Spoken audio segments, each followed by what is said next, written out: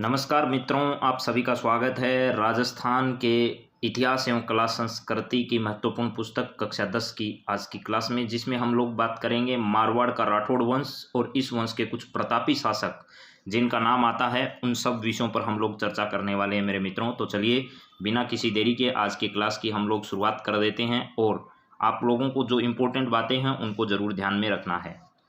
जिस प्रकार दक्षिणी पश्चिमी राजस्थान के गोहिलों का शासन मेवाड़ और वागड़ प्रांत में स्थापित हुआ, उसी प्रकार राजस्थान के उत्तरी तथा पश्चिमी भागों में राठौड़ों के राज्य भी स्थापित हुए। राठौड़ की उत्पत्ति का विषय विवादास्पद है, यानी पहले भी हम लोग बातचीत कर चुके हैं कि राठौड़ कहाँ से उत्पन्न हुए। उनकी उत्पत्ति के संदर्भ में हमें कोई तथ्यात्मक जानकारी, सही जानकारी नहीं मिलती है, अलग अलग जानकारियाँ मिलती है। विभिन्न ताम्रपत्रों, शिलालेखों और प्राचीन जो हमें जानकारियाँ प्राप्त होती है उनसे ये कहा गया है कि पुस्तकों में राठौड़ वंश की उत्पत्ति को लेकर विभिन्न मत प्रतिपादित किए गए हैं। कुछ विद्वानों की मान्यता है कि राठौड़ हिरण्यकश्यप की संतान थे। कुछ लोग मानते हैं कि हिरण्यकश्यप की संतान थे।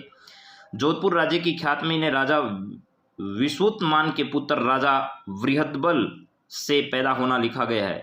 दयालदास ने इन्हें सूर्यवंशी माना है।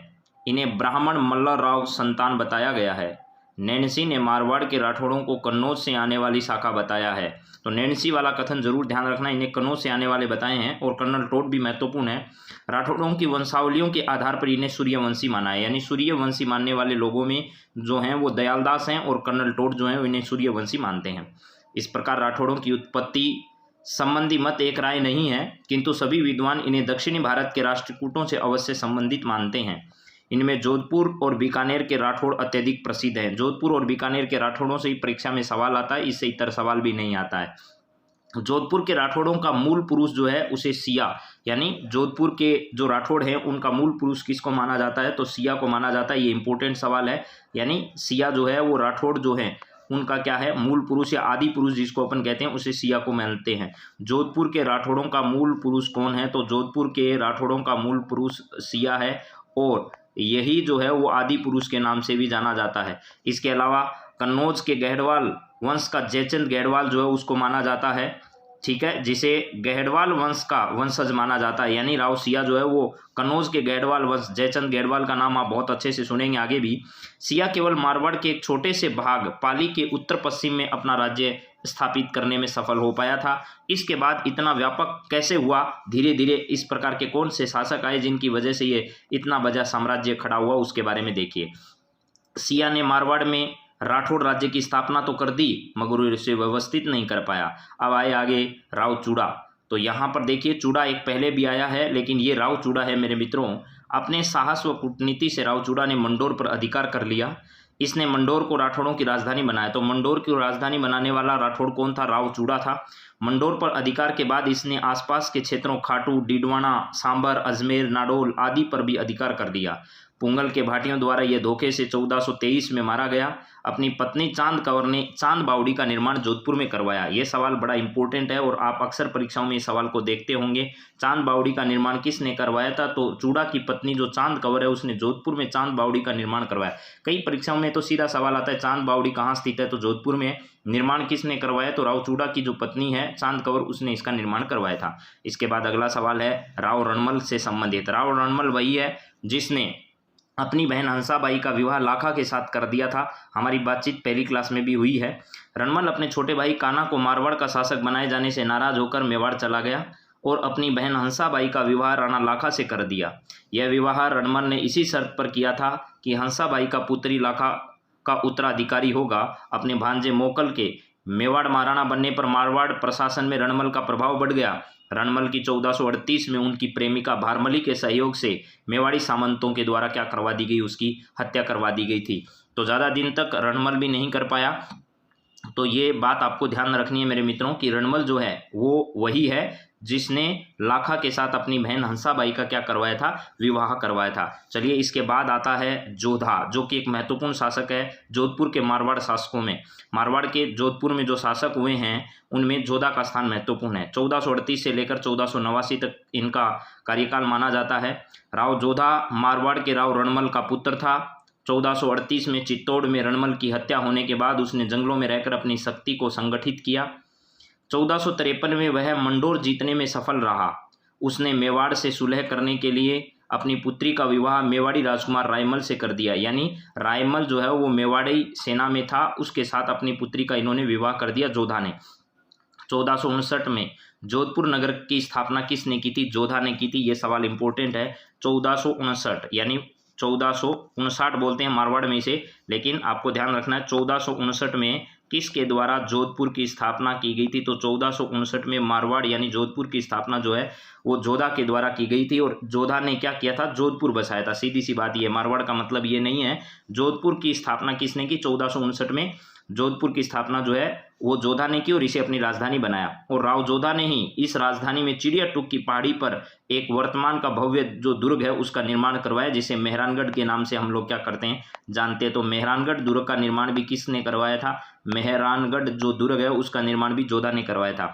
राव जोधा ने दिल्ली के सुल्तान बहलोल लोदी की एक सेना को परास्त किया और प्रतिष्ठा प्राप्त की। डॉक्टर गौरीशंकर हीराचंद ओझा जोधा को जोधपुर का प्रथम प्रतापी शासक जो है वो मानते हैं। तो गौरीशंकर हीराचंद ओझा के अनुसार जोधपुर का प्रतापी शासक कौन था? तो जोधा था। अब आता है परीक्षा की दृष्टि से इंपॉर्टेंट, सेकंड ग्रेड का अगर आप एग्जाम दे रहे हैं तो आपके एग्जाम में बाकायदा सिलेबस में चंद्रसेन और मालदेव का वर्णन बहुत अच्छे से, और अक्सर परीक्षाओं में यहाँ से सवाल आता है। पीटीआई की परीक्षा हो चाहे सेकंड ग्रेड का एग्जाम हो, इन परीक्षाओं में अक्सर यहाँ से सवाल आता है मालदेव और चंद्रसेन से। राव मालदेव ने खानवा के युद्ध में राणा सांगा की ओर से भाग लिया था। यद्यपि खानवा के युद्ध के समय मारवाड़ का शासक इसका पिता राव गांगा था। यानी गांगा के कहने पर राव मालदेव जो है वो खानवा के युद्ध में राणा सांगा की सहायता करने पहुंचे थे। इसने 1532 में बहादुर शाह के मेवाड़ पर आक्रमण के दौरान राणा विक्रमादित्य की सहायता की।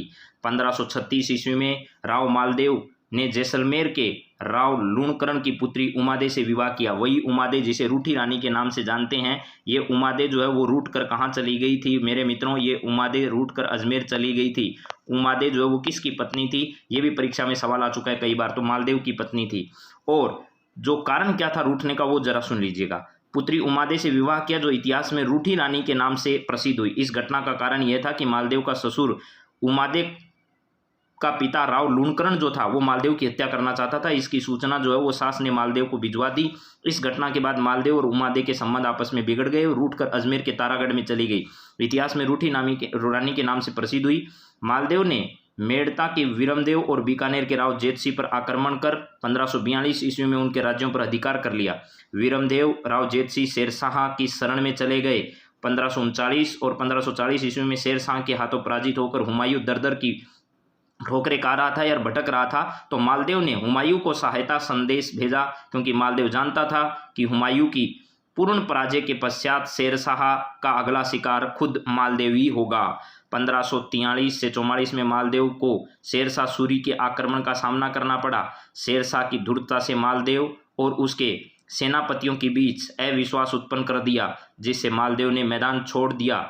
मगर उसके सेनापतियों जेता और कुंपा, अब सीधा सवाल परीक्षा में आता है, जेता और कुंपा किसके सेनापति थी? तो ध्यान रखना मालदेव के सेनापति थे जेता और कुंपा। एक तो जेता है और एक क्या है? कुंपा। ये प्रसिद्ध सेनापति जेता और कुंपा किसके समय थे? तो मालदेव के समय सेनापति थे। 1544 की गिरी सुमेल का जो युद्ध हुआ मेरे मित्रों शेरशाह सूरी के साथ हुआ था। 1544 डेट तक आ चुकी है और हर परीक्षा में ये सवाल आ रहा है। 1544 का शेरशाह सूरी और मालदेव के बीच में गिरी सुमेल का युद्ध, इसे जेतारण के युद्ध के नाम से भी जानते हैं मेरे मित्रों। तो यहाँ ध्यान रखना, उसकी वीरता से प्रभावित होकर शेरशाह सूरी को यह भी कहना पड़ा था कि एक मुट्ठी भर बाजरे के लिए मैं पूरे हिंदुस्तान की बादशाह जो है वो खो देता। शेरशाह की मृत्यु 1545 में मालदेव ने जोधपुर, पोखरण, फलोदी, बाड़मेर, कोटड़ा, जालोर और मेड़ता पर पुनः अधिकार कर लिया। 1562 में मालदेव की क्या हो चुकी थी? मृत्यु हो चुकी थी। और मालदेव की मृत्यु के बाद यहाँ का शासक जो प्रसिद्ध हुआ वो था राव चंद्रसेन, जिसे भोला बिसरा राजकुमार भी कहते हैं या फिर इसे प्रताप का पूर्वगामी भी कह सकते हैं, क्योंकि जिस कदमों पर प्रताप चले थे यानी मुगलों के खिलाफ जो है वो मेरे मित्रों उनकी राग में राग मिलाने नहीं, उनका विरोध करने के लिए जाने जाने वाले प्रताप हैं। ठीक उसी प्रकार चंद्रसेन भी है। 1562 से 1581 तक मालदेव जो है वो मारवाड़ के शासक रहे। मालदेव ने अपने सबसे बड़े पुत्र राम से अप्रसन्न होकर उसे राज्य से निर्वासित कर दिया। वह अपने दूसरे पुत्र उदय सिंह से भी मालदेव खुश न था। अतः उसने अपना जो तीसरा पुत्र था, जिसका नाम क्या था मेरे मित्रों, आपको मालूम होना चाहिए यहाँ पर उनके तीसरे पुत्र का नाम। वो तीसरे पुत्र का नाम था यहाँ पर चंद्रसेन। उस चंद्रसेन को क्या किया था, यहाँ पर शासक बनाया था। मालदेव के शासक के बाद भी मेरे मित्रों चंद्रसेन जब शासक बना तो क्या क्या घटनाएं घटित हुई, यहाँ पर जरा उनको भी देख लीजिए थोड़ा सा।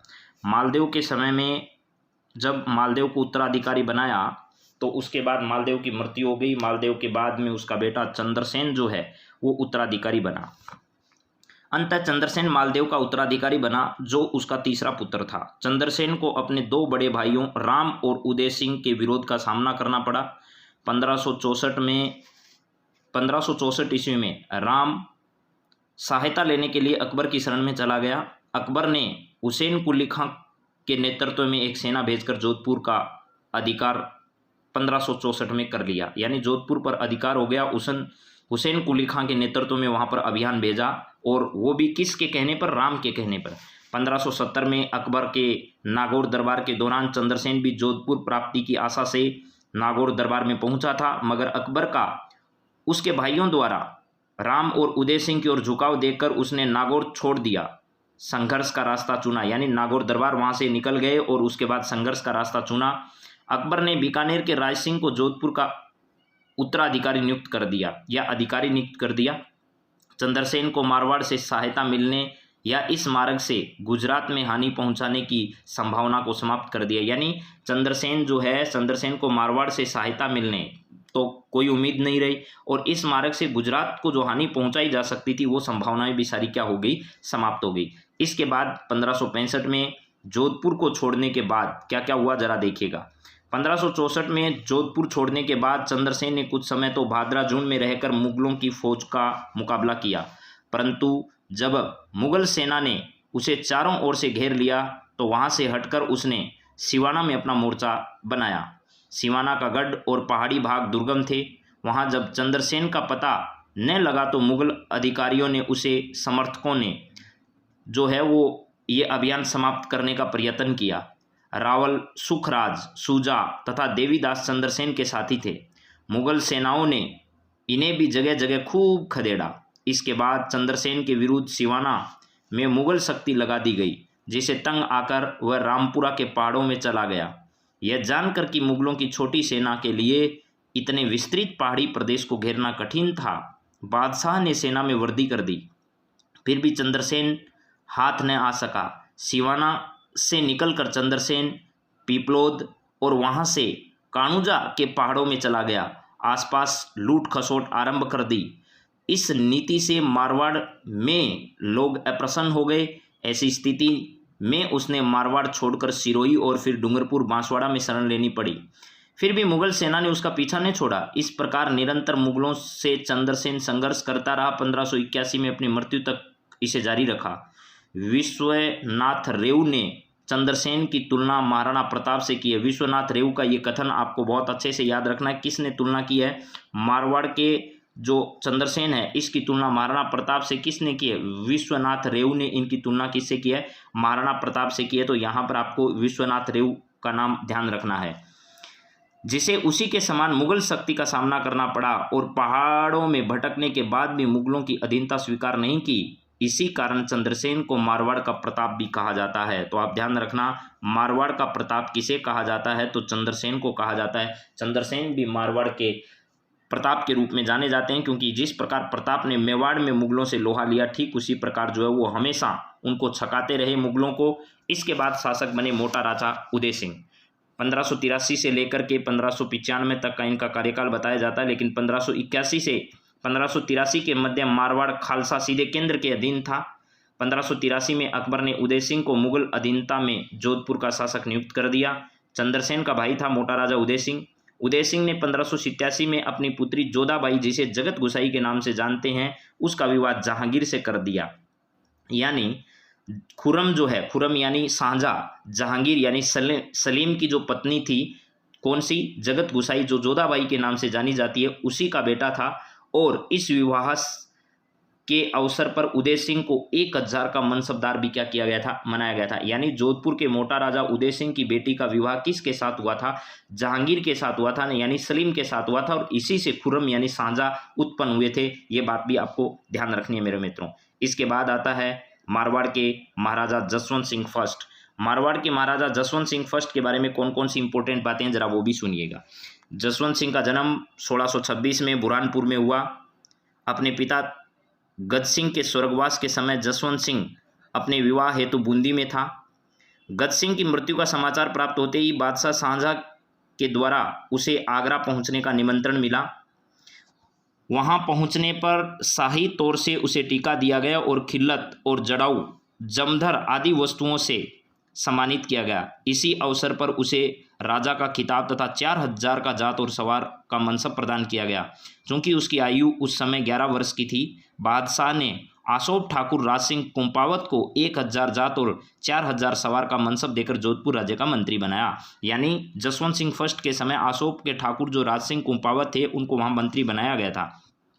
1645 में इसे आगरा का प्रबंधन सौंपा गया। 1648 में कंधार अभियान पर भेजा गया। उत्तराधिकार का युद्ध जो हुआ 1657 से 58 तक, उसमें औरंगजेब के विरुद्ध धर्मत के युद्ध में दारा का साथ दिया था जसवंत सिंह फर्स्ट ने, लेकिन कासिम खां के विश्वासघात के कारण दारा की पराजय हुई। जसवंत सिंह को जोधपुर लौटना पड़ा और लौटने के बाद क्या हुआ मेरे मित्रों, आपको पता है यहाँ की जो रानी थी उन्होंने कपाट बंद कर लिए और कपाट बंद करने के बाद उन्होंने ये कहा कि भाई या तो जो है वो राजा क्या करने आते हैं, युद्ध में जीत कर आते हैं, और युद्ध में जीत कर नहीं आते तो उन जो है वो बलिदान देकर ही आते हैं, जिंदा वापस नहीं लौटते, पीठ दिखाकर नहीं लौटते हैं, ये बात कही थी। तो जसवंत सिंह के जोधपुर पहुंचने पर उसकी उदयपुरी रानी जो है ने किले के द्वार जो है वो खोलने से इनकार कर दिया।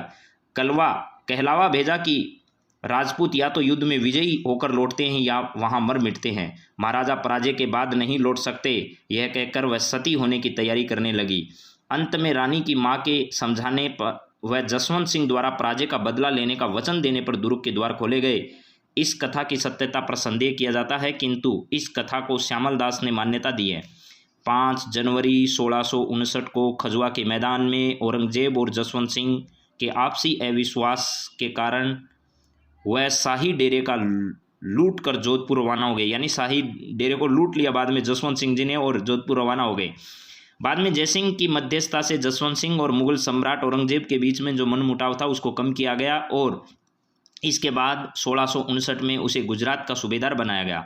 1662 में जसवंत सिंह को मराठों के विरुद्ध शाइस्ता खान की सहायता करने के लिए दक्षिण अभियान पर भेजा गया, परंतु वहां शिवाजी के विरुद्ध कोई खास सफलता जसवंत सिंह को मिल नहीं पाई और 1673 में जसवंत सिंह का काबुल भेजा गया और वहीं जमरूद में जो है उनको 28 नवंबर 1678 को उनकी मृत्यु हो गई।